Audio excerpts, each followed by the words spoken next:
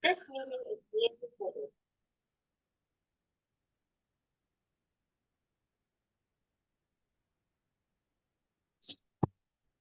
kita mulai ya, sambil nunggu yang lain. A'udzubillahi minasyaitonirrajim. Bismillahirrahmanirrahim. Assalamualaikum warahmatullahi wabarakatuh. Waalaikumsalam warahmatullahi Waalaikumsalam wabarakatuh. warahmatullahi wabarakatuh.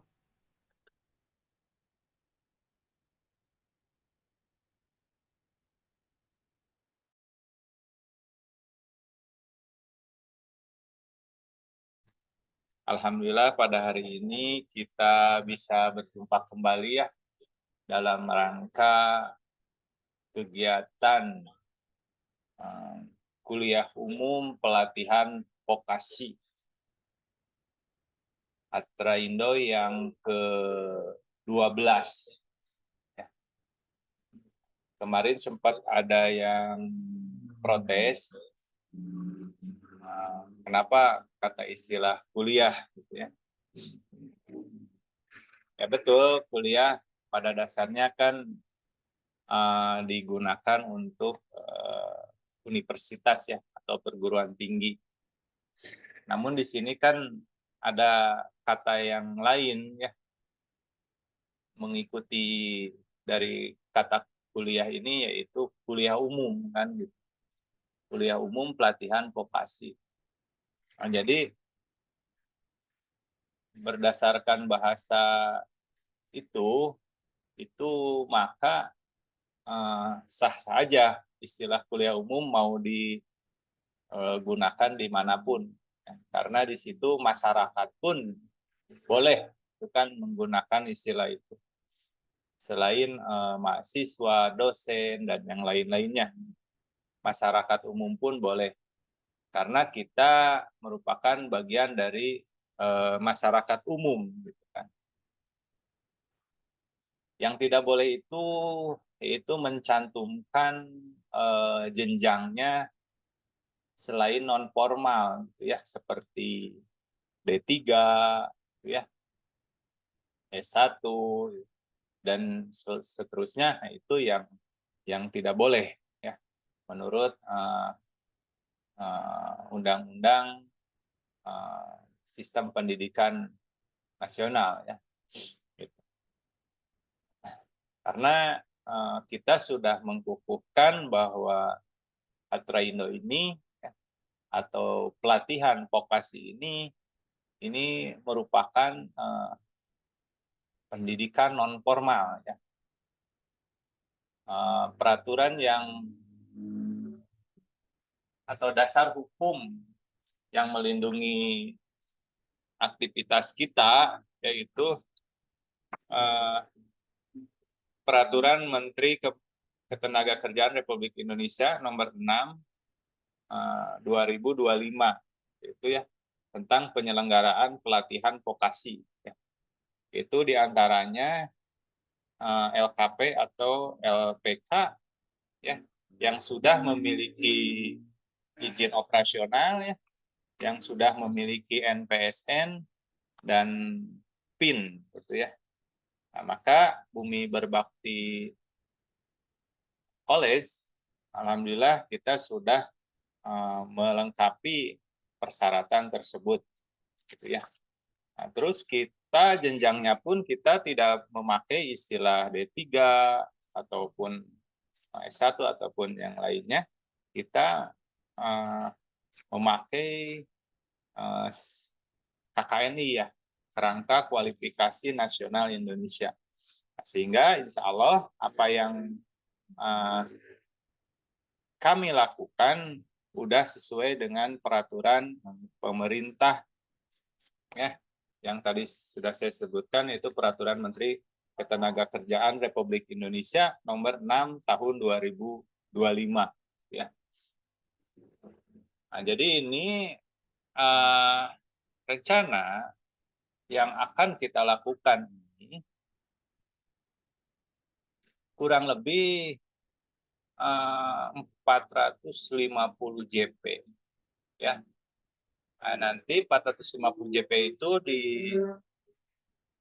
dikombinasi ya, selain nanti rutinan seminar ini, nanti ada tatap muka mungkin ke depannya, atau nanti praktek-praktek di lapangan itu menjadi nilai gitu kan. Nah, itu sekarang ini kita sambil latihan ya, sambil latihan bersama gitu ya. Nah, kita maka yang telah mengikuti kegiatan ini kalau bisa mulai sedikit-sedikit diterapkan di dalam aktivitas sehari-hari gitu ya, mulai diterapkan gitu ya. Apa saja yang diterapkan ya, kalau misalnya ada sedikit pemahaman yang disampaikan malam Senin ini, ya terapkan. Nah, terus setelah diterapkan evaluasi ya. Jadi kita harus dibiasakan mencatat ya, mencatat. Jadi apa yang kita lakukan, catat. Ya, contoh kita menangani klien dengan tindakannya misalnya memanipulasinya dengan pijat, dengan menekan, gitu kan, atau dengan bekam, ya itu dicatat. Nah, setelah itu dievaluasi. Misalnya kita mengarahkan kepada kliennya, Bapak Ibu misalnya datang lagi seminggu. Nah, setelah dia datang kembali ke kita, nah, kita evaluasi bagaimana perkembangannya. Misalnya keluhan mereka sebelumnya misalnya sakit area lutut misalnya. Tadi tanya perkembangannya. Terus mulai dari pola makannya nanti ya, pola minum, pola tidur itu terus dievaluasi. Nah, sehingga nanti terlihat apakah ada perubahan, berapa persen perubahannya dicatat.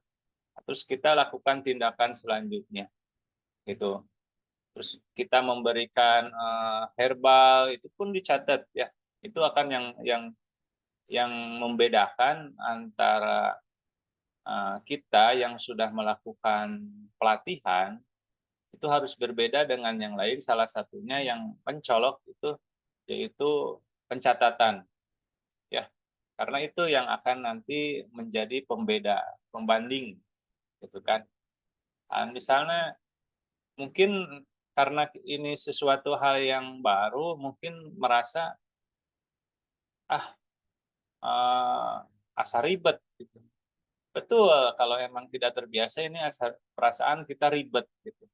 Tapi kalau setelah dilakukan, selain pencatatan pun itu pengarsipan, terus dievaluasi, itu nanti akan terasa, oh ini yang disebut perbedaannya gitu. Sehingga kita bisa mengambil kesimpulan, terus bisa memberikan wawasan kepada klien-klien kita gitu kan. Nah, itu yang harus menjadi pembeda. Maka saya sengaja malam ini menyampaikan tema itu Misiano sebagai kompas hidup para praktisi hatra ya, untuk mencapai ihsan kan. Nah, gitu ya. Nah, jadi di sini ada kata kuncinya itu berarti Mesiano. Terus ada kompas hidup. Terus di sini ada ihsan. Nah, berarti di sini seorang praktisi hatra itu agar dalam mencapai ihsan atau menjadi sebagai tujuannya ihsan, maka kita harus memiliki kompas hidup, ya, yaitu Mesiano. Ya. Mungkin sudah sama-sama mengetahui kompas itu apa. Berarti kompas itu petunjuk arah, kan? Manakala kita di hutan belantara atau misalnya di lautan lepas,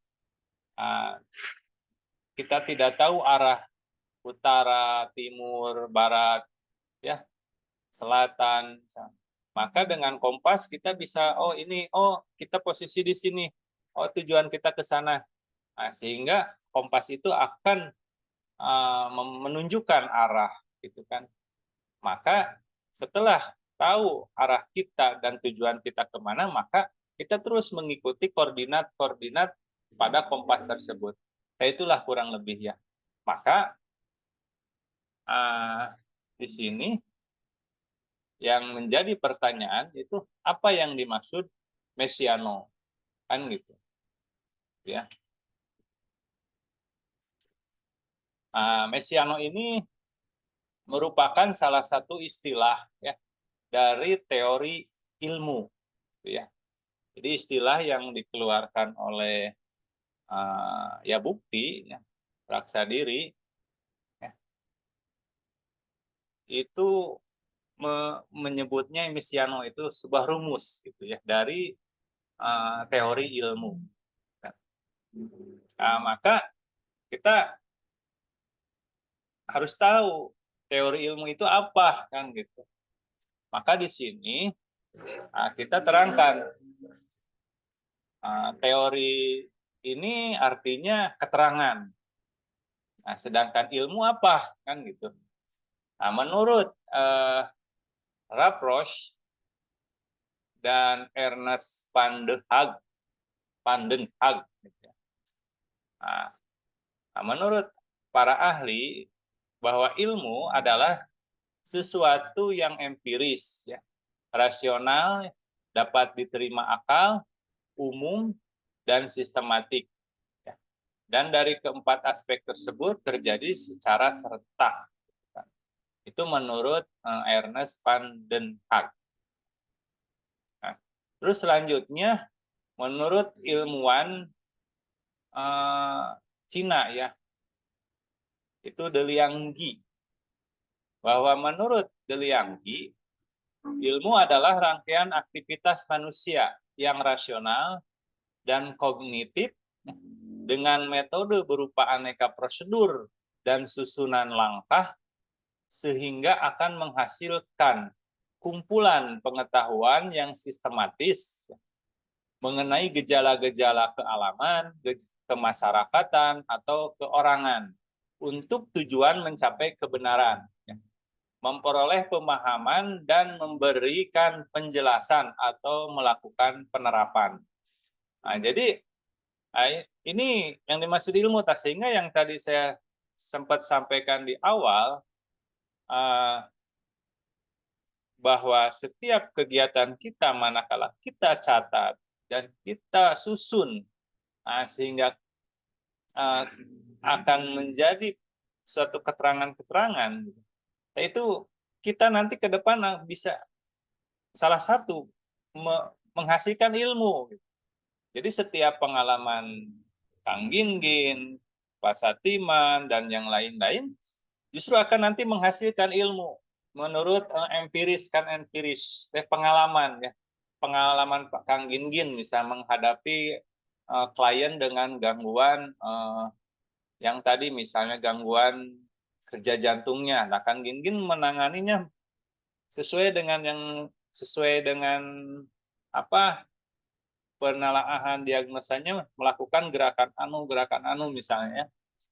Nah, ternyata pas 7 hari kemudian perubahannya bagus, signifikan, terus Kang Gingin tadi dicatat, pertemuan ketiga dicatat, sehingga pas pertemuan kelima misalnya total sembuh, perubahannya sangat bagus, itu akan menjadi ilmu. Oh, berarti gerakan hari pertama begini gerakannya, terus saran-sarannya yang diberikan kepada klien, kenapa misalnya sembuh karena si klien mengikuti apa yang diarahkan Kang Gingin, dan itu akan menjadi ilmu. Oh, inilah ilmu yang Kang Gingin temukan. Maka itu diarsipkan, sehingga itu akan menjadi pengalaman Kang Gingin, sehingga suatu saat ada yang sama kasusnya sehingga memakai apa yang dilakukan Kang Gingin, terus terjadi juga kesembuhannya sama. Oh, berarti itu ilmu. Nah, gitu kan. Udah benar-benar teruji, gitu kan. Nah, gitu ya kalau kita gambarkan tadi menurut Ernest van den Haag dan Liang Zi. Nah, itu kan menurut pandangan Barat dan pandangan Timur kan. Karena kita sebagai Muslim, bagaimana menurut Quran gitu ya? Maka di dalam Al-Quran ada di dalam surat Ar-Rahman ya, ayat 1 sampai 12, kurang lebih kesimpulannya atau rangkumannya itu menurut surat Ar-Rahman ayat 1 sampai 12 bahwa ilmu adalah rangkaian keterangan teratur dari Allah ya menurut sunnah Rasul terhadap semesta kenyataan yang tergantung kepada Allah. Nah, gitu kan? Nah, sehingga di dalam surat Ar-Rahman kan sudah jelas ya ada penciptaan, Allah menciptakan manusia, menciptakan matahari, bumi, bulan, dan seluruh isinya semua tergantung kepada Allah. Ya, diatur oleh Allah dan semua tergantung kepada Allah. Itu sehingga di sini ada kesamaan dan ada perbedaan. Nah, kalau kesamaan dari berbagai para ahli yaitu sama-sama merupakan rangkaian keterangan gitu. Sama-sama merupakan sebuah ilmu itu adalah suatu keterangan atau suatu pengalaman.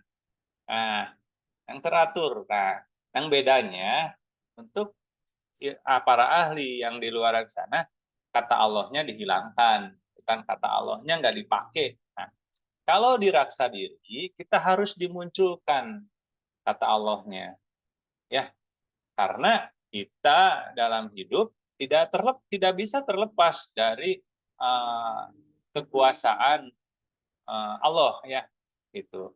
Nah, semisal tadi yang saya kasih contoh misalnya Kang Gingin dengan memberikan arahan ini, nah semua ini dari Allah, ilmunya dari Allah, penyakitnya dari Allah, maka sembuhnya pun oleh Allah. Kang Gingin di sini berarti hanya sebagai pengantar, ya, hanya sebagai pemberi, penerus yang diteruskan kepada klien. Nah, itu. Nah, jadi pembedanya itu. Nah, jadi bagaimana supaya kita lebih jelas nanti perbedaan ilmu Barat, ilmu Timur, dan yang berdasarkan menurut sunnah Rasulnya, Al-Quran, dan menurut sunnah Rasulnya, maka di sini akan terlihat tampak gitu ya. Yang membedakannya salah satu dari pengertian teori ilmu pun yang membedakannya kan kalau di luaran sana kata Allahnya atau itunya dihilangkan. Kan gitu. Kita lanjut. Nah, ini yang disebut Mesiano itu ya. Jadi Mesiano itu merupakan tadi Mesiano itu adalah teori ilmu. Nah, namun kata Mesiano itu sendiri sebetulnya itu adalah akronim ya. Berarti metodologi gitu ya. Berarti sistematik, ya. Analitik, O-nya objektivitas. Nah, gitu ya. Jadi Mesiano ini suatu rumus bahwa teori ilmu atau ilmu ini disebut ilmiah manakala memenuhi Mesiano. Berarti Mesiano itu pas kita nyebut Mesiano, berarti kita ingatnya apa? Teori ilmu atau ilmiah gitu kan. Tapi harus memiliki 4 syarat. Yaitu harus metodologinya jelas, sistematiknya ada, analitiknya juga ada, objektivitasnya ada, kan? Nah, maka selanjutnya, apa yang dimaksud metodologi, gitu kan?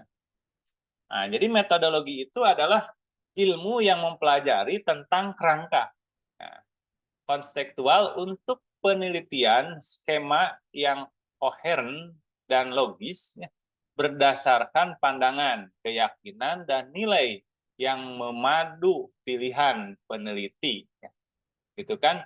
Nah, berarti di sini metodologi ini berarti ilmu yang tentang kerangka berpikir atau kerangka penelitian. Ya. Nah, gitu. Kita lihat menurut kalau tadi menurut istilahnya, sekarang kita lihat dari katanya. kata per katanya. Berarti metodologi itu terdiri dari kata metode, metode, ya, metode. Kalau yang dilihat ini berasalnya dari bahasa Latin dan Prancis, ya, sampai ke bahasa Yunani. Ya. Maka di sini terdiri dari dua kata, yaitu metodos dan logos. Kan? Nah, metodos terdiri dari dua kata juga, ya, ada meta, ada hodos. Kan? Meta berarti melalui atau melewati. Nah, kalau hodos itu berarti jalan atau cara.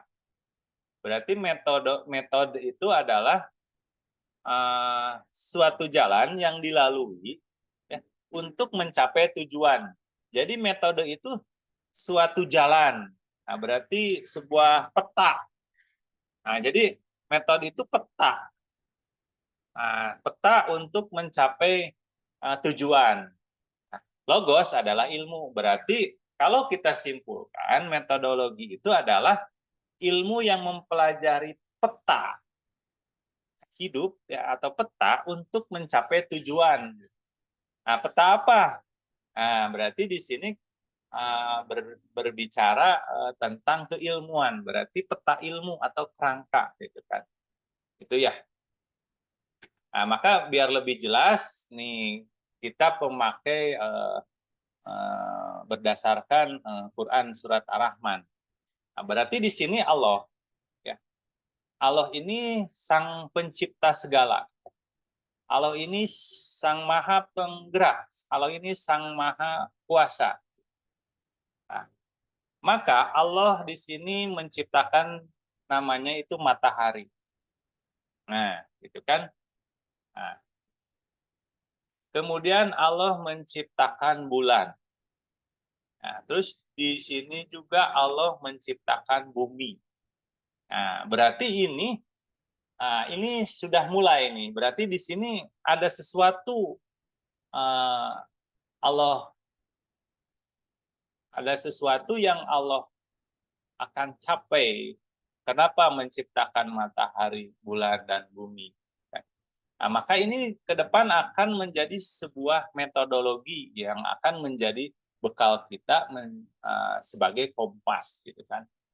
Maka kalau kita lihat tadi matahari ini ciptaan Allah, gitu kan.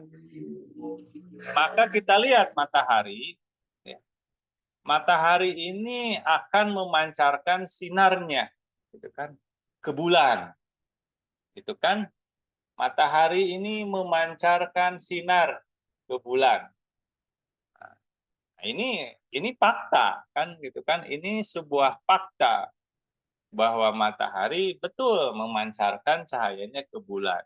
Kemudian matahari memancarkan cahayanya ke bumi, gitu kan. Nah, ini fakta, ini tidak bisa disanggah oleh ilmu apapun. Ini adalah kenyataan hidup, kan. Nah, kemudian bulan memantul ke bumi. Gitu. Jadi bulan itu tidak memiliki cahaya.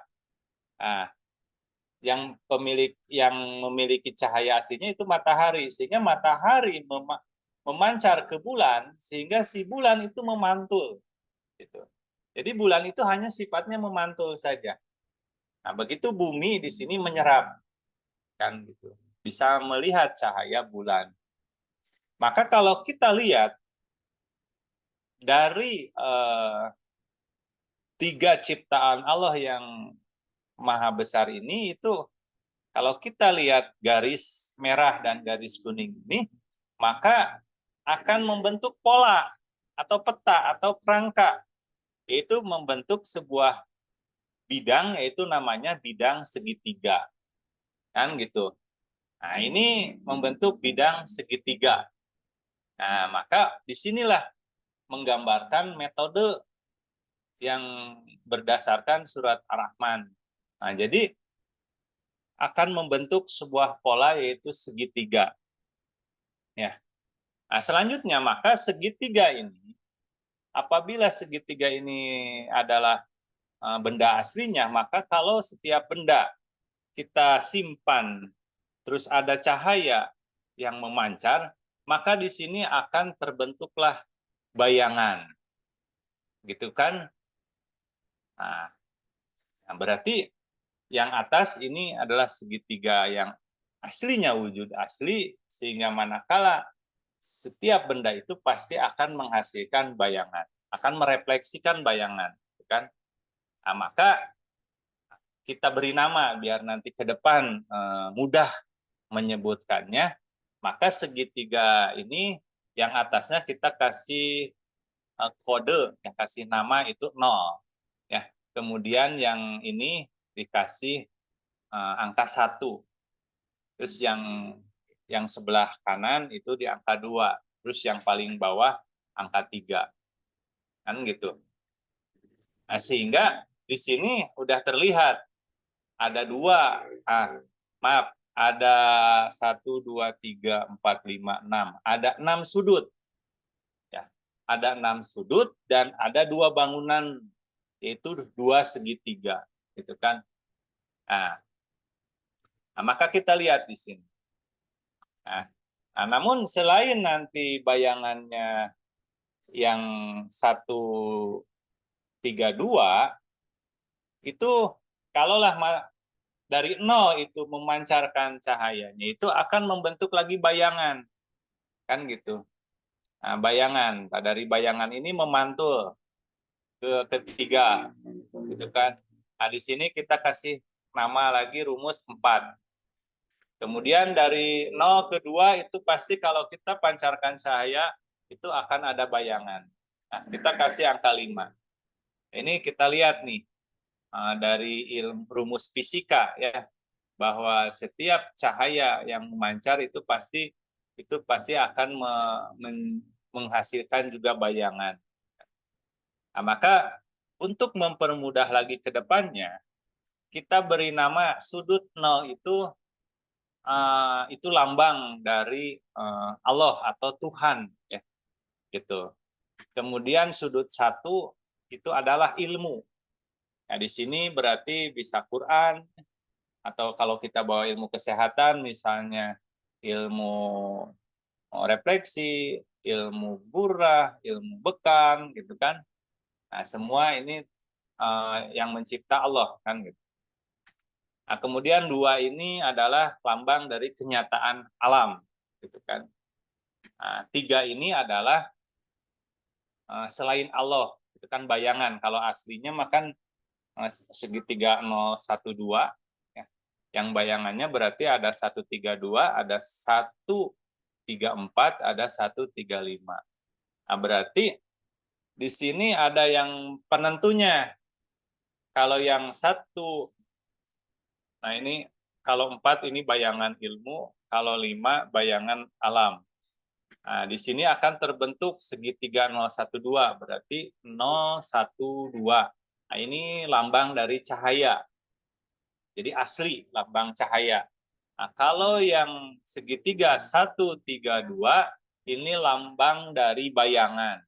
Gitu. Maka cahaya akan apabila menyorot benda akan merefleksikan atau akan menghasilkan bayangan. Nah, gitu ya. Ini mungkin saya yakin ini nggak akan bisa tertangkap sekarang, tapi mudah-mudahan ada yang bisa menangkapnya. Karena saya juga ini menguasai ini bisa sampai ke hampir mungkin 7 tahun saya bisa memahami ini, gitu kan. Nah, mudah-mudahan dengan titik awal atau mulai dari 0, kita memulai dari 0 ya. Nah, kita sedikit-sedikit akan memahami apa itu metodologi yang berdasarkan bulan surat Ar-Rahman. Nah, maka kita lihat di sini. Nah, ini kan hasilnya ya dari ini akan menghasilkan seperti ini. Nah, sehingga di sini posisi kita manusia melihatnya itu harus gamblang. Jadi jangan disembunyikan. Ya, kalau misalnya menerangkan cahaya, ya ini cahaya. Tapi jangan menerangkan cahaya terus. Tapi harus menerangkan juga nih bayangannya ini. Jadi kalau kita berbicara kebenaran harus diterangkan juga yang satu sisi gelapnya gitu. Kita menerangkan sisi terang, kita menerangkan juga sisi gelap. Itu jadi jangan melihatnya itu jangan sisi terang aja yang harus diterangkan. Jangan, karena manusia itu biar jelas nanti memilih. Jadi kenapa memilih sisi terang dan kenapa menolak sisi gelap? Terus misalnya kenapa memilih sisi gelap dan kenapa menolak sisi terang misalnya. Nah, itu jadi biar jelas. Jadi orang itu benar-benar bergerak itu nanti ke depan bukan berdasarkan karena ikut-ikutan, tapi berdasarkan tahu yang gelap begini, yang terang begini, saya mau hidup menurut yang terang misalnya. Itu atas pilihannya masing-masing gitu, atas pilihan sendiri. Terus kita melihat ke luar misalnya, si itu mah jahat, si iya mah bener. Nah, kita jangan melihat satu sisi nu bener, nu bener mana dipuji-puji, nu salah dijahatan. Nggak boleh, karena apa? Kalau kita lihat dari tadi proses awal sistem ini, ya, bahwa bangunan asli ini kan dari matahari, bulan, bumi sehingga membentuk segitiga kan gitu, sehingga menghasilkan bayangan. Ini yang segitiga 012 maupun 132 ini semuanya dari Allah gitu. Jadi sisi terang dan sisi gelap itu semua dari Allah gitu. Jadi kita jangan benci ke yang jahat gitu kan. Kita jangan berlebihan juga ke yang benar. Jadi kita sama melihatnya, mau yang benar mau yang jahat itu semua ciptaan Allah. Jadi kita nggak usah ikutan membenci yang jahat atau ikutan suka yang benar, atau kalau kita posisi jahat kita jadi benci ke yang benar, kita mendukung memuji yang jahat misalnya. Kita posisi kalau kita sudah tahu metodologi, maka kita tidak akan membeda-bedakan gitu. Nah, maka setelah tahu tinggal kita dikembalikan, si itu jahat, itu kalau dalam bahasa apalah ada istilah mah Jamal Jalal ya, kalau dalam bahasa tarekat gitu ya, ada kalau Jamal jahatna itu ti Allah, baikna pun itu ti Allah. Nah, kita melihat sama, jadi jangan yang baik mah mana disungkun-sungkun, ari yang jahat ditinggalkan, nggak usah gitu ya. Nah, kita sedikit mengulang ke sana. Nah, kita lanjut ke sini ya. Maka kita sebagai manusia harus memandang ilmu itu gamblang, ya. Harus jelas, maksudnya ya harus kalau dalam surat Al-Baqarah mah qad tabayyana rusdu minal ghoi. Jadi jelaskan yang jelas, jelaskan yang hoer, yang sehoer-hoernya, yang sar sesar-sarnya. Gitu ya, jangan dipilah-pilih. Ini, jadi kita kalau setelah mengetahui metodologi, maka kita tidak boleh memihak. Kita harus melihat cahaya atau melihat bayangan itu sama, itu semua dari Allah. Itu ya. Nah, bagaimana nih prakteknya di kenyataan? Misalnya kita dihadapkan dengan klien. Kan ini misalnya kita sebagai praktisi ya, atau terapis. Nah, ini yang di sebelah kanan adalah klien. Nah,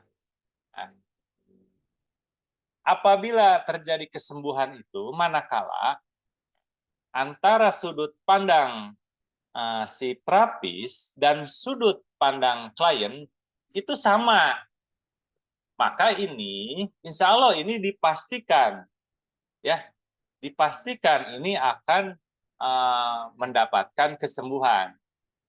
Manakala terapis udah berpandangan metodologinya udah begini ya, segitiga ini, tapi si kliennya tidak menurut, tidak mau mengikuti si terapis, maka itu akan sulit ya terjadi kesembuhan. Nah, maka maka kita seorang katra harus menjelaskan sejelas-jelasnya bahwa misal ibu misalnya atau bapak hari ini melihat dari hasil diagnosa ibu ada gangguan di organ misalnya pencernaan. Ibu, saya akan terapi refleksi dan bekam. Nah, ibu, ini refleksi ini akan memperbaiki organ pencernaan. Begitupun bekam akan membuang atau menstimulasi organ pencernaan. Nah, setelah itu ibu setelah saya perbaiki, maka ibu harus nanti makan yang benar. Misalnya sarapannya, makan siangnya, terus oleh kita diarahin ke klien kasih tahu, inilah pedoman ini bukan saya, bukan dari saya, tapi ini Allah sudah memberikan suatu pedoman. Nah, kita sudah lakukan manipulasinya ya, stimulasinya. Nah, ibu maka harus dilakukan nih. Makan sarapan jam segini, ini Allah yang telah memerintahkan. Gitu kan, terus makannya siang jam segini, Allah sudah memerintahkan. Nah, sehingga si klien sadar, oh itu teh perintah di Allah, bukan perintah di terapis. Nah, maka kalau sama-sama semua bahwa setiap rangkaian yang tersusun kita sampaikan ke klien dan si terapis meyakini itu semua dari Allah, si klien pun meyakini itu semua dari Allah, maka di situ akan satu pandangan. Nah, setelah terjadi satu pandangan, maka itu di sana insya Allah akan terjadi proses kesembuhan, gitu kan? Inilah kan dari metodologi yang disebut metodologi. Nah, maka di sini kesimpulannya, apabila itu kan berarti di sini metodologi ini ada 3 model. Nah, karena di sini ada terjadi 3 bangun 1 2 3 4 ada 1 2 3 4 ada 4 bangunan. Itu kan. Cuman di sini akan dilihatkan jadi 3 model. Di sini model pertama yaitu manakala kompas kita mengarah ke 012, maka refleksinya sehat. Jadi apabila kita berpandangan sesuai dengan 0, memilih yang 012, maka di sini sehat. Kalau kita memilih yang 132, sakit. Karena apa?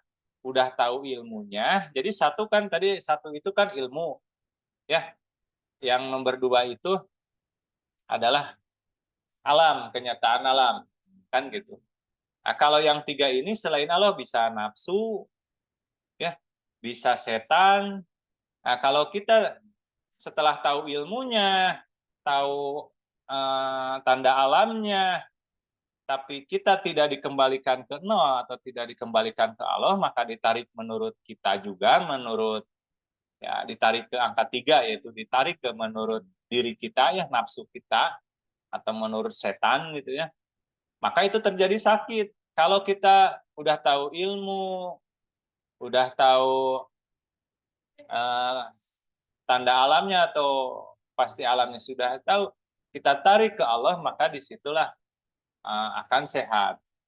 Nah, kalau bayangan 134 sama 235 ini bayangan, semua ini sakit. Ya. Nah, gitu ya. Nah, sebelum dilanjut nih, ini harus matang dulu di metodologi ini. Silahkan ada yang ditanyakan.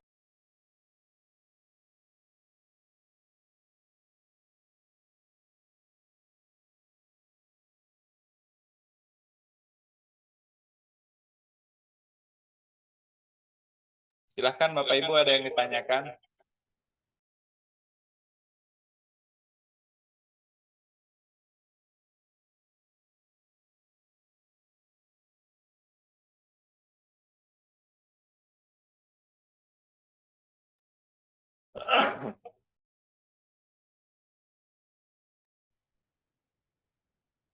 Ada yang ditanyakan?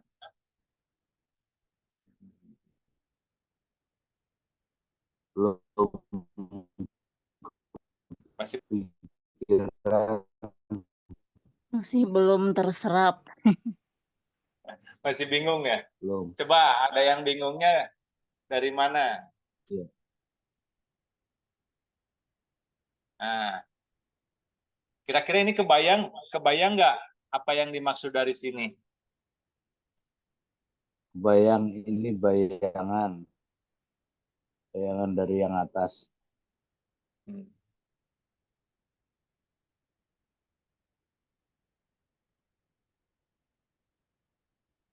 Bayang, Kang Minggir, bayang. gimana, ada komentar? Sok, siapa yang lainnya? Silakan.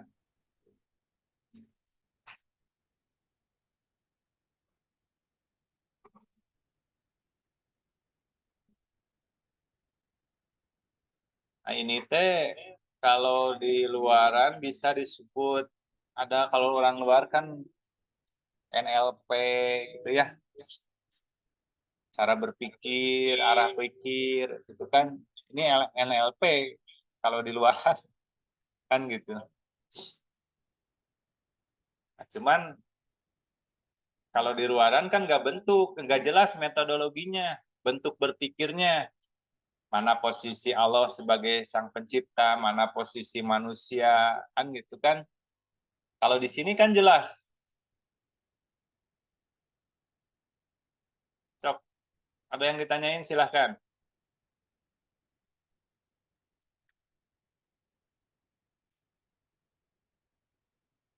Nah, yang di segitiga ini maksudnya paham nggak?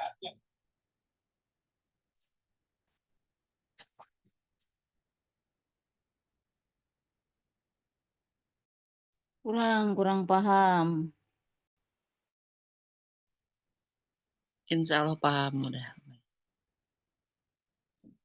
Bu Najmi nggak pahamnya di belah mana?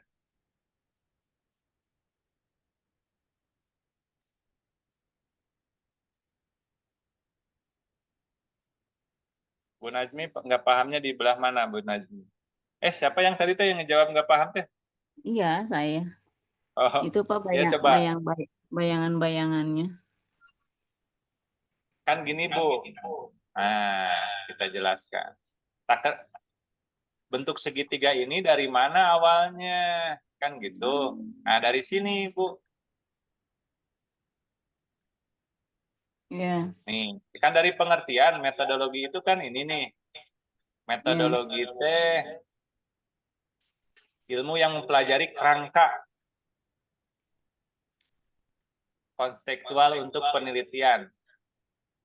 Atau kalau menurut istilah katanya, metodologi itu sesuatu jalan yang dilalui untuk mencapai tujuan.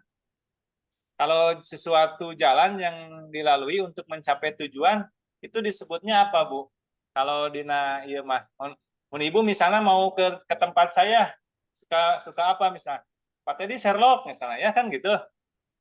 iya, Nah, berarti metodologi itu kurang lebih itu peta gitu. Ilmu. iya, ilmu. Nah, peta. Nah, maka karena kita seorang muslim ya, yang ada sebagai pedomannya itu Quran, itu di dalam surat Ar-Rahman digambarkan kurang lebih seperti ini. Itu kan. Allahumma. Nah, jadi kenapa Allah menciptakan matahari, bulan, bumi ini? Nah, ada maksud dan tujuan tersembunyi yang bisa kita teliti, maka menghasilkanlah ini. Matahari memancarkan sinarnya ke bulan, betul nggak, Bu? Betul, Nah, terus matahari memancarkan juga ke bumi, betul? betul. Fakta. Nah, kalau sunnah hukam kan ada namanya di pas bulan-bulan purnama ya, bulan memantul kan. Iya, Nah, kalau cahaya bulan itu benar-benar si bulan itu yang bercahaya atau itu sebetulnya cahayanya dari matahari? cahaya dari Pentulan. matahari. Nah, berarti bulan mah hanya memantul. tidak memiliki cahaya. Itu. Nah, sehingga dari tiga ciptaan ini ya, tiga makhluk ini, matahari, bulan, bumi ini, setelah kita gambar begini, sehingga membentuk pola, atau membentuk peta lah, gambar peta yang teratur, yaitu membentuk segitiga. Itu ya. Nah, Ya. maka nyambung dengan yang tadi nih, arti dari metodologi. Nah, ini kerangka teh kan bentuk, terus suatu jalan, peta pun kan berbentuk peta juga gitu. Nah, ada yang nggak beraturan peta itu kan, ada yang beraturan, ada yang tidak beraturan. Nah, maka ternyata arti metodologi di sini pas dibuktikan dengan kenyataan alamnya, pas ini membentuk sebuah bidang atau kerangka ya, itu bentuk yang teratur sama gitu, disebut segitiga sama sisi. Nah, maka setiap benda asli manakala ada cahaya, maka itu akan ada menghasilkan bayangan. Kayak gitu. Nah, maka bentuknya begini gitu. Sehingga si bayangan itu kalau kita sorot si benda, maka akan membentuk bayangannya seperti ini. Kalau kita lurus gitu ya menyorotnya. Nah, supaya untuk mempermudah, kita kasih kode segitiga yang sudut yang paling atas, kita kasih kode 0, biar mudah penyebutannya nanti gitu ya dalam perumusan. Yang sudut yang sebelah kiri 1, yang sebelah kanan 2, gitu kan. Yang paling ini 3. Maka terbentuklah begini, gitu kan. Namun di sini si cahaya itu dari 0 ke 1 itu pasti akan memancar lagi bayangan. Itu, ini dikasih kode 4. Terus dari 0 ke 2, kalau kita sorot, cahaya itu disorot, pasti akan menghasilkan bayangan juga. Kita kasih nomor 5. Nah, nomor-nomor ini mengandung arti. Nah, lambangnya itu melambangkan, itu ibaratkan. 0 ini adalah lambang dari Allah atau Tuhan. Kalau non-muslim nyebutnya Tuhan. Kan. Nah, kalau kita Allah. Nah, terus lambang 1, ini 1 nih, sudut 1 ini adalah ilmu. Bisa Quran, kalau ilmu yang asli dari Allahnya, kalau turunannya kan kalau kita ilmu kesehatan ada refleksi, ada bekam, ada akupuntur dan yang lainnya.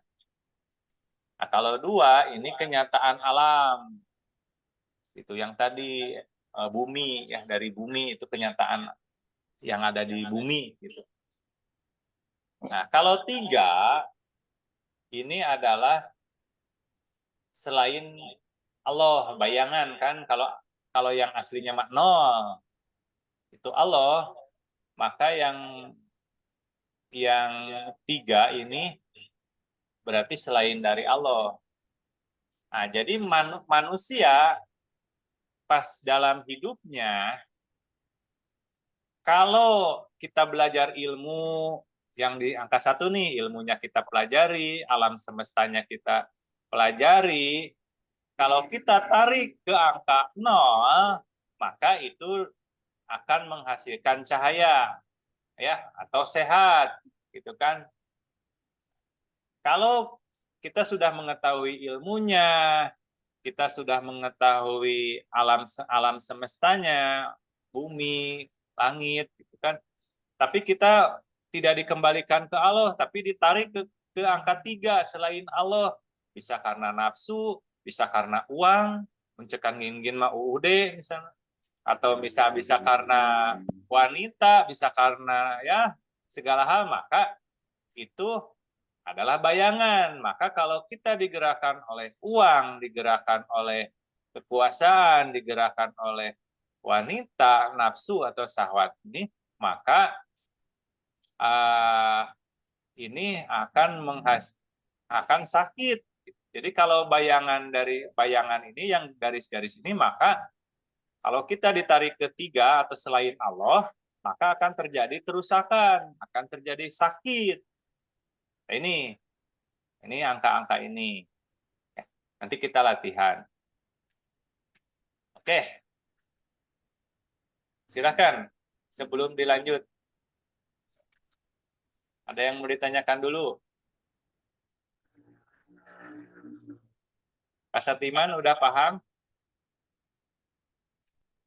Ya, siap. Sementara paham. Ibu Iis, Insya Allah paham, Pak. Pak Apit, Mr. Deal gitu. Aduh, fotonya. Mr. Deal udah bisa dipahami?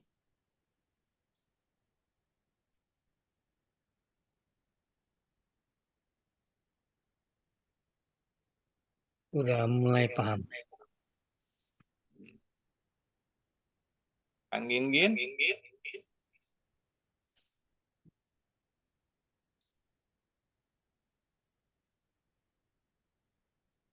Pak Uus dari Tasik gimana? Alhamdulillah. Udah ada mulai kebayang nggak maksudnya? Ya sekedik. Nah, ya mudah-mudahan ya. Yang penting mah tahu dulu nol itu lambang dari Allah. Semua pusatnya dari sana gitu kan, gantung dari Allah semua. Gitu kan. Itu satu itu ilmu. Dua itu alam atau bumi atau kenyataan alam lah, kehidupan kita sekarang. Terus tiga ini lawannya bayangannya dari Allah. Berarti selain Allah kita digerakkan oleh nafsu, oleh uang, itu kan oleh orang lain, ya, itu kan itu. Oke, nanti kedepannya juga pasti paham. Nah, kemudian setelah metodologi, karena Messiano ini adalah ada 4, setelah metodologi di sini ada sistematik. Ya. Nah, sistematik ini adalah asalnya dari kata sistem. Ya, maka sistem ialah susunan persoalan di dalam satu keseluruhan. Ya, menjadi atau maksudnya jadi disebut sistem itu adalah susunan persoalan ya, atau susunan pengertian, susunan keterangan ya di dalam satu keseluruhan yang bulat, itu disebut sistem ya. Nah, jadi mau keterangan-keterangan atau persoalan-persoalan kita susun gitu ya, menjadi sebuah kesimpulan yang bulat, itu disebut sistematika ya. Nah, persoalan sistematika itu ada 2 ya, ada klasifikasi ya. Jadi kalau kerjanya biar ilmiah itu maka ada klasifikasi dan spesialisasi. Nah, di sini klasifikasi itu apa? Nah, klasifikasi itu penggolongan bagian-bagian pengertian menjadi satu ikatan sejenis. Nah, ini contohnya. Contoh dari klasifikasi ya. Penggolongan bagian-bagian. Nah, misalnya ini tumbuhan, hewan, manusia. Nah, yang membicarakan tentang tumbuh-tumbuhan, hewan, manusia, maka ini disebut ilmu biologi, gitu. Ya. Nah, ini klasifikasi. Jadi kalau klasifikasi mah dari bagian-bagian menjadi lebih dikumpulkan menjadi sejenis menjadi satu nama yang lebih kecil gitu atau yang lebih luas. Kalau tumbuh-tumbuhan berarti hanya berbicara tumbuh-tumbuhan, itu lebih kecil. Berarti hewan-hewan. Nah, hewan bisa menjadi klasifikasi manakala nanti ngambilnya dari ada bertulang belakang atau tidak bertulang belakang misalnya. Itu. Nah, maka kita ambil contohnya yang simpel dulu. Misalnya, nah, disebut klasifikasi itu dari khusus dikumpulkan menjadi biologi, itu umum. Nah, inilah yang disebut klasifikasi. Nah, kalau spesialisasi, nah, sebaliknya dipecah menjadi khusus. Nah, biologi ada tumbuh-tumbuhan, disebut biologi itu, ada hewan,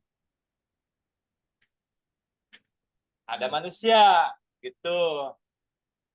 Nah, gitu ya, perbedaan klasifikasi dan spesialisasi.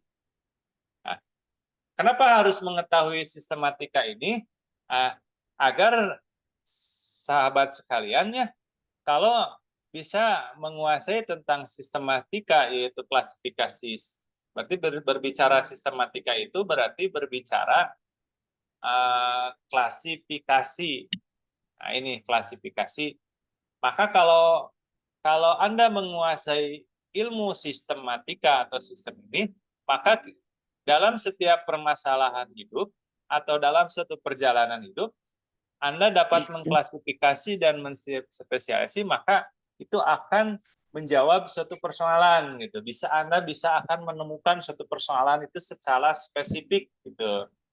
Nah, maka kita harus bisa membedakan mana disebut klasifikasi, mana disebut spesialisasi. Gitu kan? Nah, klasifikasi spesialisasi ini apa? Itu kalau kita sistematika dari disebut ilmiah, ya, maka harus ada sistematika. Nah, sistematika itu ada klasifikasi dan spesialisasi. Bagaimana cara membedakan klasifikasi dan spesialisasi? Nah, kalau klasifikasi mah begini, dari khusus ke umum, itu ya, tumbuh-tumbuhan, hewan, manusia, biologi. Maka itu menjadi, oh itu dari ketiga ini disebut biologi. Nah, kalau spesialisasi sebaliknya, dari umum ke khusus. Nah, biologi ini menceritakan tentang tumbuh-tumbuhan, gitu kan? Nah, biologi ini menceritakan tentang hewan, kan? Terus biologi ini menceritakan tentang manusia. Dari sini manusia ada nanti ada organ atau sel nanti terus gitu ya. Gitu. Nah, gitu ya mengenai sistematika. Yang selanjutnya analitika. Itu ilmu yang mempelajari aktivitas. Nah, jadi analitika ini setelah kita kumpulkan data, sama model tadi yang diceritakan seperti misalnya Kang Gingin menangani klien gangguan pencernaan, gangguan apa gitu ya. Nah, itu sama Kang Gingin dicatat, terus dianalitik gitu ya. Oh, ini mah alhamdulillah. Oh, ini mah gangguan anu dicatat, susun, diurai gitu kan. Terus dikelompok-kelompokkan atau klasifikasikan, dispesialisasikan, dicatat. Nah, ini Kang Ingin sedang melakukan analitik. Maka itulah yang disebut analitika. Nah, nanti maka si analitika terus kita lakukan, terus kenyataannya misalnya berhasil ataupun gagal, nah itu disebut objektivitas. Jadi objektif ini adalah gerak kita berdasarkan apa yang kita analitik gitu. Berdasarkan yang kita catat, kita lakukan sesuai apa yang kita catat, itu disebut objektif. Kalau kita udah mencatat, kita udah tahu rumusnya, tapi kita menjalankan menurut kita gitu. Menurut pribadi, udah saya mah teresep gitu mah. Itu bukan objektif, itu mah subjektif. Itu. Nah, jadi kalau objektif itu melakukan sesuatu yang telah kita rumuskan, itu objektif. Tapi kalau lawan dari objektif itu subjektif. Kita sudah membuat rumus, tapi kita melakukan semaunya kita, nah, itu subjektif. Ya. Nah, segitu ya, segitu dulu dari saya untuk hari ini. Sebelum bertanya jawab untuk acara pokoknya, kita tutup dulu. Alhamdulillahirrabbilalamin. Assalamualaikum warahmatullahi wabarakatuh. Nah, kita lanjut ke pertanyaan atau diskusi. Bebas mau berhubungan dengan ini atau mau tidak, silahkan.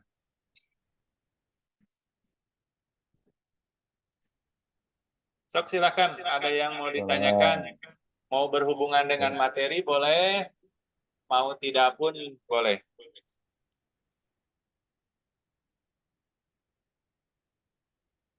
Saya terlempar suaranya putus-putus. Gimana suaranya terputus-putus? Ya, untuk materinya sudah selesai, silahkan Ya. kita sekarang diskusi. Ya, diskusi. Kita sambil menilai dengan Mesiano ini. Jadi apa yang nanti di lapangan kita hubungkan dengan ilmu ini gitu. Silahkan, apa yang mau ditanyakan, mau diskusi secara umum silahkan, atau berhubungan dengan materi malam ini boleh, silahkan.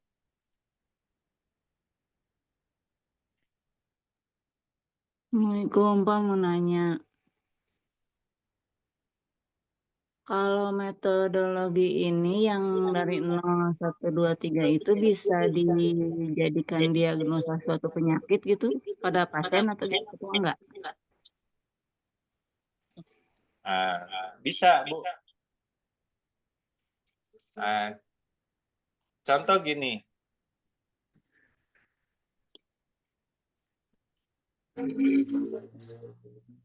Ini nih. Misalnya ibu menghadapi klien.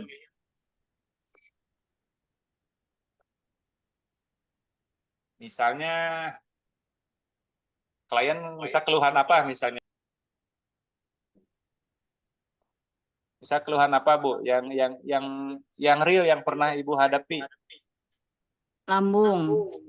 Nah, misalnya lambung, ya, gangguan lambung. Nah, pertama, Ibu pas melihat orangnya,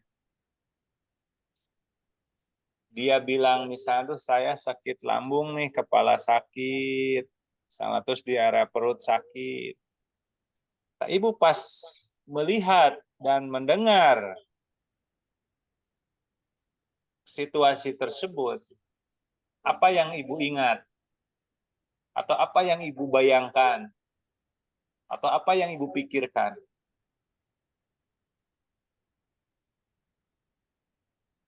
Apakah Ibu langsung dari pola makan atau pola kehidupannya yang nggak normal? Enggak, maksudnya ini kan berbicara kita hubungkan dengan metodologi ya, Bu ya. Nah, Oh iya. pas Ibu melihat orang itu datang, terus mengeluhkan sakit kepala, sakit perut, nah, Ibu dan dia bilang misalnya sakit lambung, nah, pertama Ibu melihat orangnya, fisiknya, terus dari omongannya, Ibu langsung ingatnya kemana? Ingatnya teh ke, wah ini mah kudu direfleksi, atau oh ini mah harus dibekam, atau Ibu bingung sehingga Ibu nanya misalnya ke guru Ibu. Nah, terus Ibu teh kata guru harus gini-gini, ikuti aja ke Ibu teh. Nah, atau Ibu pas pertama lihat, Ibu langsung ingat dulu, oh ini sakitnya, oh ini orang ini Allah yang ciptakan.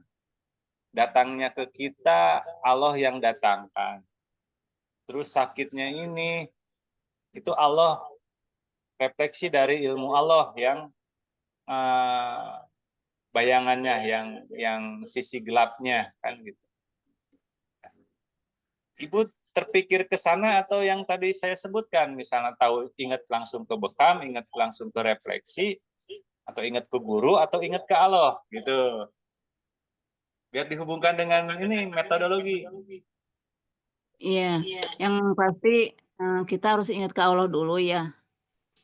Yang selanjutnya kita lihat ke yang bawahnya gitu. Ya enggak, Apa ini mah ya itu kan faktor secara sakitnya. teoritis betul harus ingat ke Allah. Tapi kemarin-kemarin yang realnya, kenyataannya, ibu kadang langsung refleks, ingat wah ini harus dibekam titik anu misalnya, atau ingat dulu ke Allah misalnya. Nggak apa-apa ini mah. Rata-rata ingat tindakan dulu nih, bekam atau refleksi gitu. Nah, Rata-rata. nah itu maksud saya Bu. Nah, karena kemarin makan tidak tahu metodologi, rata-rata orang tuh langsung refleks. Wah, bekam mah kudu lambung mah kudu dibekam heula nih titik anu kan gitu. Ya. Betul ya Bu. Terus kalau Dina nggak bisa ya kudu nanyakeun ke guru misalnya kan gitu. Ya. Nah, itu kenyataan yang kemarin-kemarin kan gitu. Nah, maka turunnya ilmu metodologi ini biar kita merubah cakrawala berpikir itu, kita nggak usah inget-inget dulu ke yang lain, tapi harus inget dulu ke nol. Ya. Nol itu apa tadi? Allah. Nol itu Allah. Sehingga setelah ingat ke nol, maka kita langsung ke satu. Satu itu berarti apa, Bu? Realita. Satu. Ilmu. Oh, ilmu. Ilmu. Ya. Nah, setelah ingat ke nol, ke satu, terus kedua. Dua Ya, itu apa? realita. Nah, realita. Lihat. Contoh dua yang tadi mah apa? Dia sedang sakit lambung. Lambung. Gitu. Nah, setelah kita ingat ke Allah, ke nol ya, terus kita ingat ke ilmunya, yaitu tadi bekam, refleksi, dan yang lain, terus melihat kenyataannya sakit. Nah, setelah itu, Ibu ingat kemana lagi? Langsung praktek? Atau langsung ingat dulu ke Allah? Ingat lagi ke Allah gitu. Langsung praktek. Kadang kita kan langsung praktek. Wah, ada cek kurang mah kudu kieu. Gitu. Yeah. Nah, itu berarti ditarik ke angka 3, ke sudut 3. Ya. Maka kalau ditarik ke sudut 3, itu hasilnya ya pasti akan rusak. Rusaknya mungkin bisa aja disembuhkan.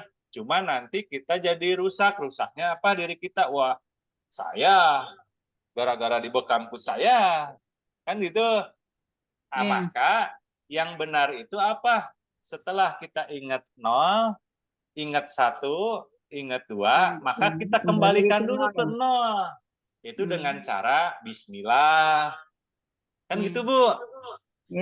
Jadi dengan cara bismillah itu kita mau mewujudkan kehidupan 0, 1, 2, yaitu cahaya dari Allah, ilmunya dari Allah, penyakitnya dari Allah, kita praktekkan, kita lakukan praktek menurut 0 atau Allah.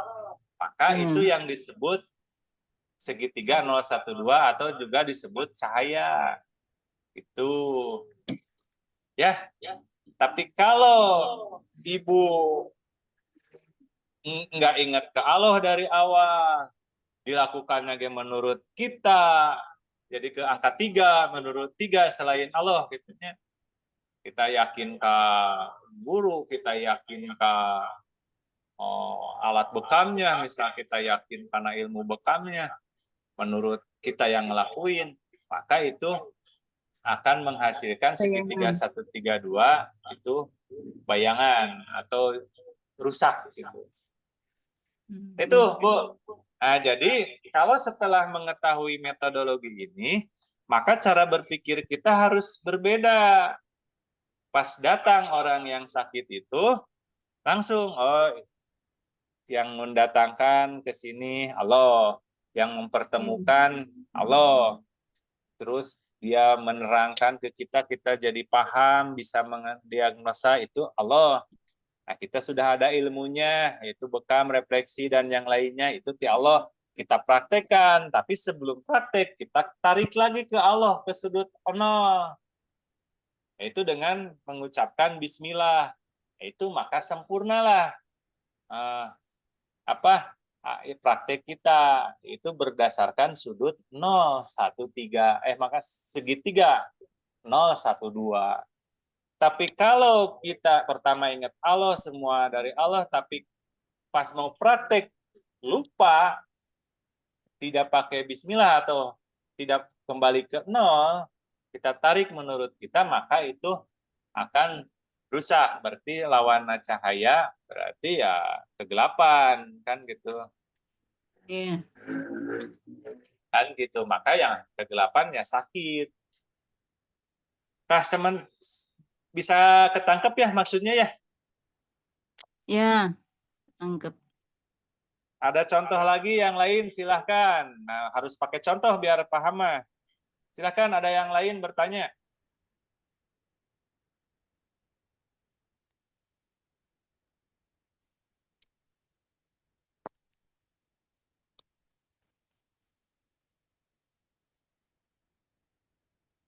Ayo, yang lain. Biar paham segitiga ini, apa maksudnya.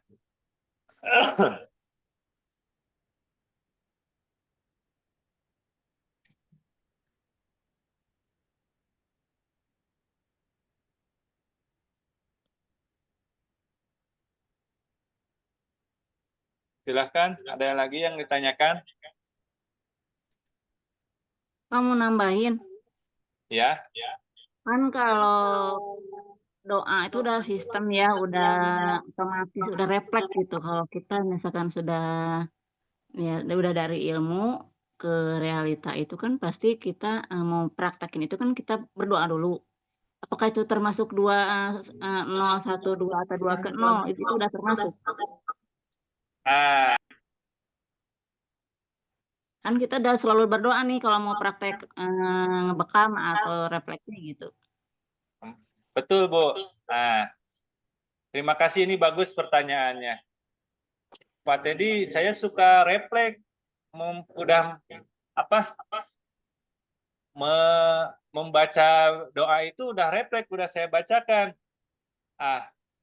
Itu akan berbeda Bu. Kalau Ibu tidak memahami segitiga ini, kalau refleks, nah itu akan berbeda nilainya kalau refleks. Gitu Bu. Berarti itu mah kadang refleks itu kesadaran belum terfokus. Gitu Bu. Iya. Nah, kenapa kita bantu dengan segitiga ini biar belajar terfokus. Gitu. Tapi emang kalau udah kebiasaan bagus itu jadi refleks. Misalnya kan beda ya. Contoh misalnya kita kalau kaget, kan ayah misalnya ayah laki-laki mah mun ayah nu pikaruas teh udah goblok cenah kan suka refleks gitu kan, berarti itu emang kebiasaannya begitu. Tapi kalau yang kebiasaannya baik, pas ada kaget teh astagfirullahaladzim, kan gitu.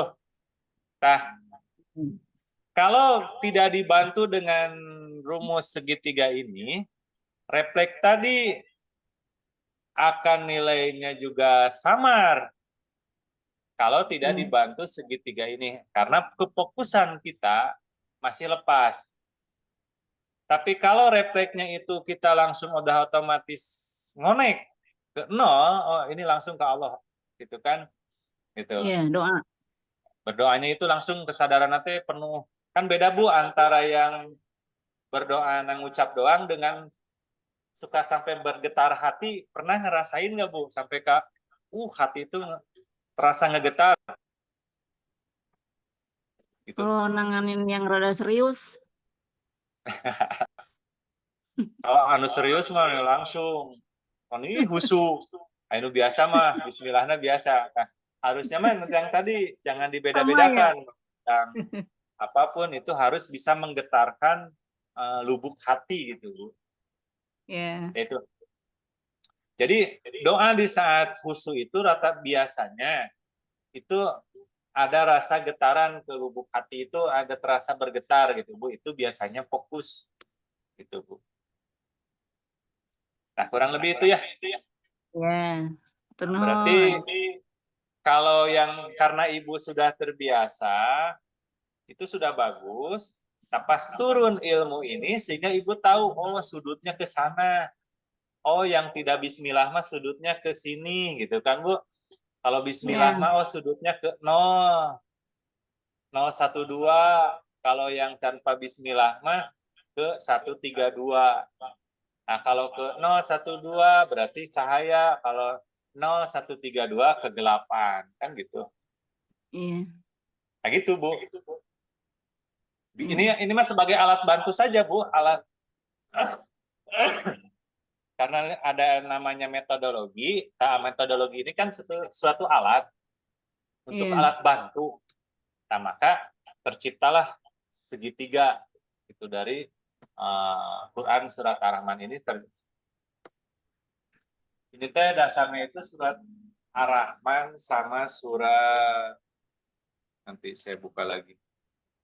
Silakan sambil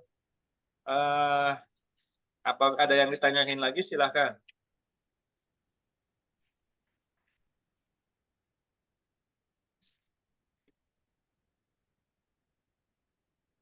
Surat Ar-Rahman, surat Al-Maidah 2731 sama Al-Bayyinah.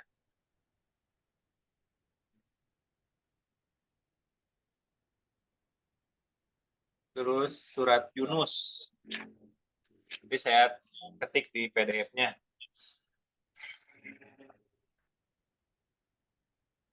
Silakan ada yang ditanyain lagi, Bapak Ibu.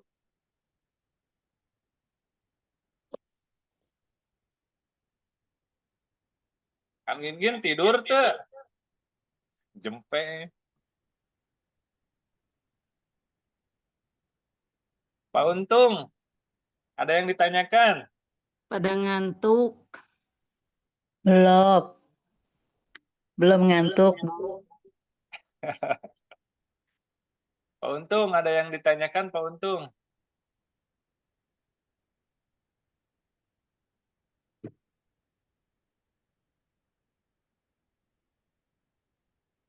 Nulis hadir nggak Jadi teh nulis? metodologi ini dengan terbentuknya segitiga ini sebagai Belum, alat Bu. Jadi bantu. yang hadir Bu Lili. Jadi, Bu mangga, Lili. mangga Bu Lili. Assalamualaikum warahmatullahi wabarakatuh. Berarti Waalaikumsalam. Pak Tadi ini luar biasa sekali materinya ya, karena dari 012 itu cahaya. Berarti kita mungkin harus lebih fokus ya, walaupun kita suka berdoa, berarti senantiasa. Jadi setiap melakukan apapun, termasuk bekerja, menerapi, kita senantiasa dilafazkan dalam diri kita, diniatkan selalu karena Allah ya, Pak Teddy ya. Ada karena saya lihat materinya ada Ar-Rahman, ada beberapa surat ya yang dicantumkan. Luar biasa ini, terima kasih banyak. Nih ya, ya gitu ya. Jadi ini bisa, kan kalau kita tidak ngebentuk mah, jadi kita masih samar, kadang Iya, refleks. betul. Kan ada ilmu itu ada refleks, depek, dari didorong karena rasa, didorong karena pengaruh luar. Kalau refleks itu kan pengaruh luar. Iya, Kalau depek pengaruh dalam. Nah, itu masih kegelapan. Itu masih samar. Tapi kalau kita jelas semua kejadian ini dari Allah. Ilmunya ada, kenyataannya ada.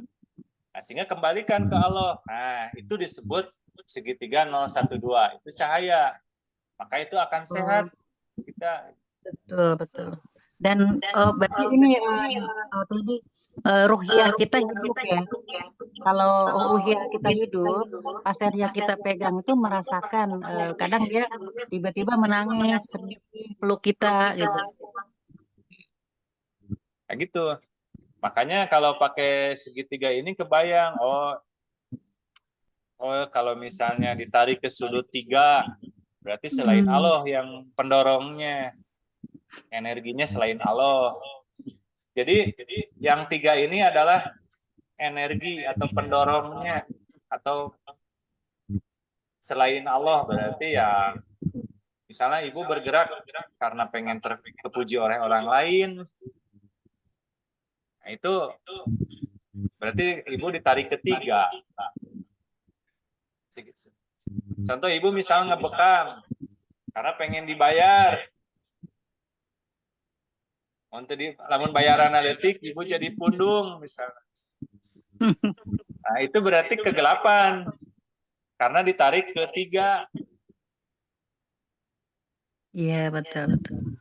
Kalau ditariknya ke 0 mah misalnya, oh semua Allah yang memberi kepastian. Ngasihna misalnya nang saukur 50.000, tarik aja ke 0. Itu akan menjadi cahaya. Lillah ya. Gitu. Ya, jadi ini alat bantu ya. Segitiga ini adalah alat bantu agar kita itu kalau udah kebentuk bayangannya apa? Bentuknya udah kebayang, itu bisa fokus gitu. Kalau kita misalnya ibu misalnya pernah ke rumah Pak Teddy, oh pernah, antara yang pernah datang dan dari cerita itu lebih puasan yang mana kira?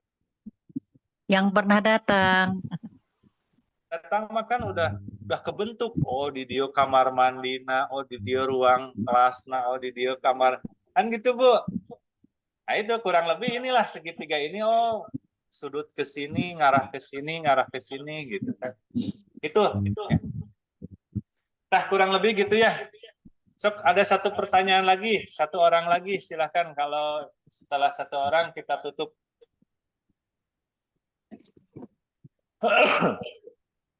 Alhamdulillah.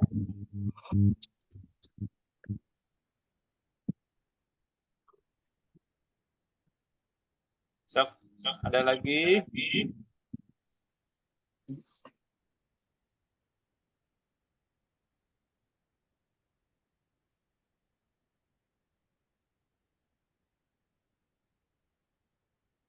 Bu Rahma, ada yang ditanyakan? Bu Rahma?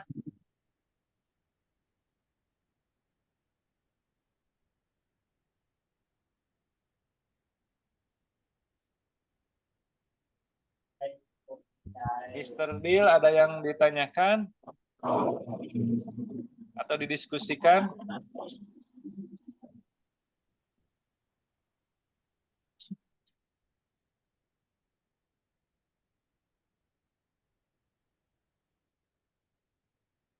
Mangga Pak Untung.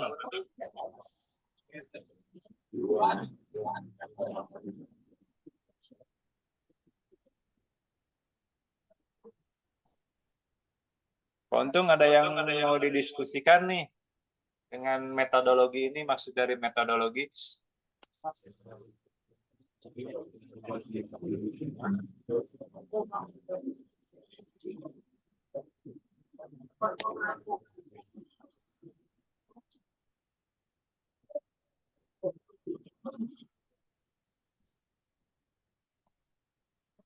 Bu Indri, ada yang ditanyakan?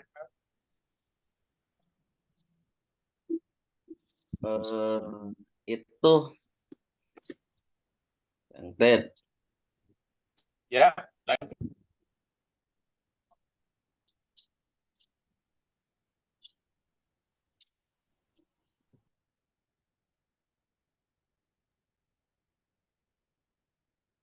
Kayaknya internetnya terputus-putus nih si Bapak. internet. Oh ya, Pak Untung ya?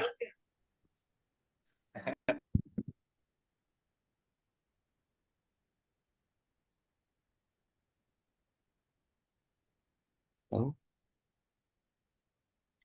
Pak Untung diketik aja Pak Untung. Takut sinyalnya kurang bagus diketik aja.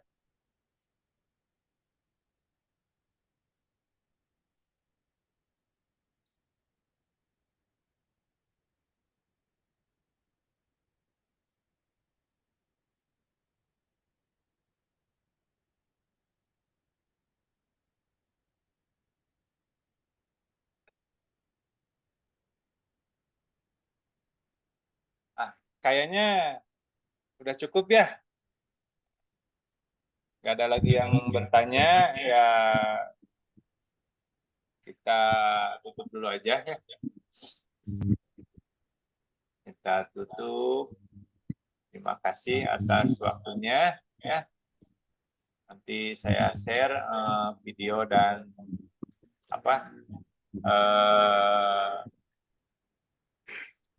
PDF-nya ya. Ini silahkan dibaca berulang-ulang, dipahami. Jadi ini sebagai alat bantu ya, alat bantu agar nanti mempermudah kita cara berpikir agar kita lebih fokus kepada sudut nol. Ya. Semua berawal dari nol, ya kita tarik lagi ke nol. Jadi jangan setelah tahu dari nol, tapi ditarik ke 3. Nah, maka hasilnya nanti ke 8, rusak. Gitu kan. Nah, kan ini sebelum ditutup ada yang mau didiskusikan dari gambar tadi, dari materi tadi. cukup Kang Ted, udah luar biasa. Jadi karena Allah tempat bergantung segalanya. Oke siap, makasih ya. Kalau begitu kita foto bersama sebentar. Nah, foto dulu. 1, 2, 3.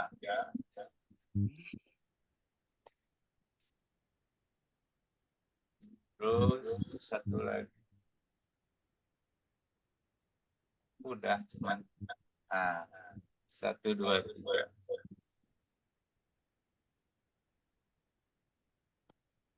Ya udah. Makasih kasadayananya, hatur nuhun, semoga terus dijaga kesehatan dan terus lebih di metodologinya. Sekarang kan udah mulai turun ilmu metodologi tuh. Jadi sehingga kita sudah jelas sudut berpandang kita jelas gitu. Kita ditarik ke 0 atau mau ditarik ke 3. Kalau ditarik ke 0 berarti hasilnya nanti cahaya sehat. Kalau ditarik ke 3 ya kegelapan ya berarti sakit. Apalagi ditariknya nanti menurut 4, 5 itu akan lebih ngawur. Gitu ya. Alhamdulillahirrabbilalamin. Assalamualaikum warahmatullahi wabarakatuh. Waalaikumsalam warahmatullahi wabarakatuh. Pamit semuanya.